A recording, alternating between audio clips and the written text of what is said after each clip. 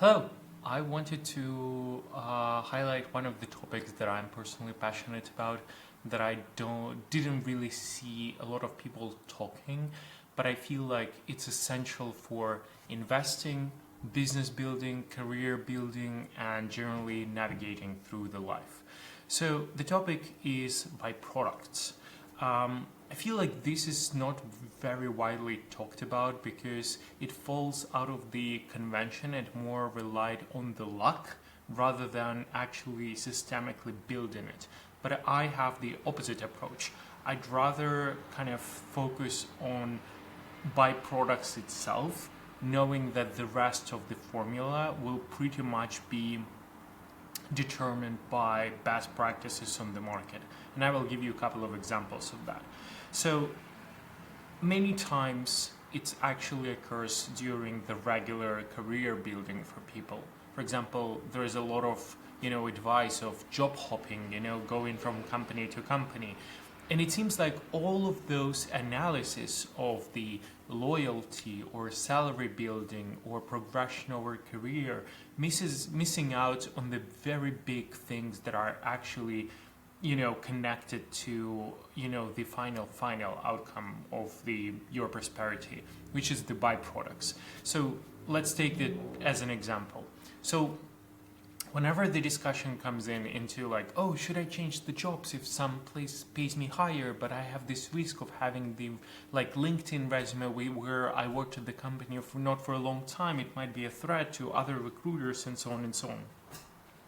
Let's assume we know all of those risks. That's fine. We can calculate there are multiple schools of thoughts of career building, and it doesn't matter if you will choose it or not. But there is always one argument that all of these discussions are missing, and I've never seen any mentions of it, is that if you change a job to a new place, you automatically double the amount of people you know. And by far, to me, this outweighs any exposure to recruiter, how I look to them, what my reputation is, whatever. Because the moment I join, hypothetically, a company, and I immediately meet 5, 10, 30 new people who will see my craft, it will multiply my opportunities by 30 times. So it's almost like not even a discussion of should you kind of change or something, because it's just a very easy way to kind of get instant boost for the rest of your life. And I'm talking this is just only one example of how the byproducts of changing jobs, right? We're not kind of, changing jobs to immediately get 30 new people. That would be kind of, mindless. But making the move and assuming what kind of byproducts like this you can get is essential to make a better move. And these things happening everywhere. We can take the same as investing, for example. You might have heard that, S&P 500 is better than, for example, investing in venture capital. And I tend to kind of agree partly, if not one thing. Being venture capitalist, kind of investing small, even the small checks here and there, allows you to peek into the companies, know more founders, get attention from them, get attention from the rest of the industry, and those are not built into the main formula of investing, right? You might win some money, you might lose some money. If you're a good investor, you will win a lot of money, but it's not the whole point if you're not really considering the byproducts of what does that action entails. And for example, S&P 500 doesn't allow you to have a exposure to founders, to companies, to understand their things. You can't just buy some Apple shares on the on the trade market and just go and kind of ask Tim Cook what he's doing right now. You can only watch the reports, right? But in venture capital, you suddenly can. The same goes for building a business, to be honest.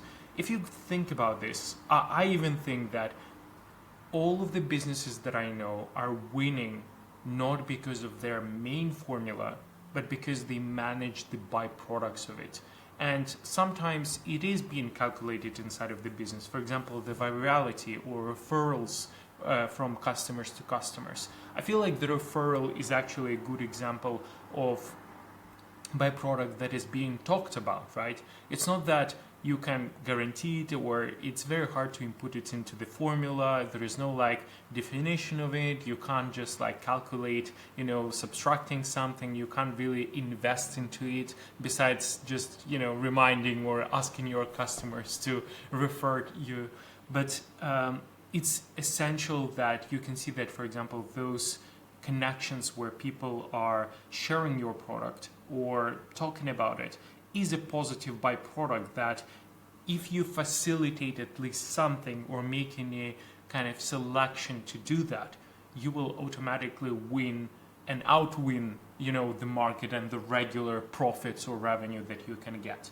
And there are many examples like this where by, having more activity, like if user, for example, adds at least something to the website, can you reuse it twice? Can you use it 3 times? Can you use it not only as their input to their interface, but also maybe show it as a marketing on the website?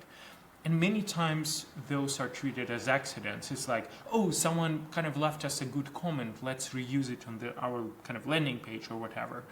But the good things are coming when you are actually kind of designing with byproducts in mind, and you include it into the main formula. And you try to say, okay, if, for example, my profitability is X, which is driven by just very basic formula of me just doing my, work or building my business, what are other byproducts I can have in terms of people's exposure, marketing, extra revenue, materials, portfolio cases, and so on and so on. Good example is, for example, running a studio. And there are so many things which are hidden from the naked eye, from the outside, is that many times you might want to build your inside product not only because you want immediately to win money from it, but for example, as a design studio, you can also build a product to prove to the rest of the market that you are capable to do so. You have real business experience. You can kind of work without any constraints because you're working with yourself. You can flex with your muscles. You can use it to hire and test people. And most importantly, if everything fails, you have an amazing case study of it. And I feel like case studies, for example, for the work that you do, is the perfect example of byproducts that have been systemized, for example, in the product design or design industries, but portfolios don't really happen in other industries, like not even industries, the jobs, like the product manager or marketer. I rarely saw those cases for them. And maybe developers have their own cases in terms of GitHub that they sometimes maintain. But honestly, also thinking about what can you build and what can you do to receive as many byproducts as possible. Doesn't matter if you're unemployed, student, worker, founder, or a mixed investor. The byproducts are everywhere, and not including them in the formulas, not thinking through 50 different byproducts that you can get from every action that you do, to me is a wild overlook and honestly a mistake.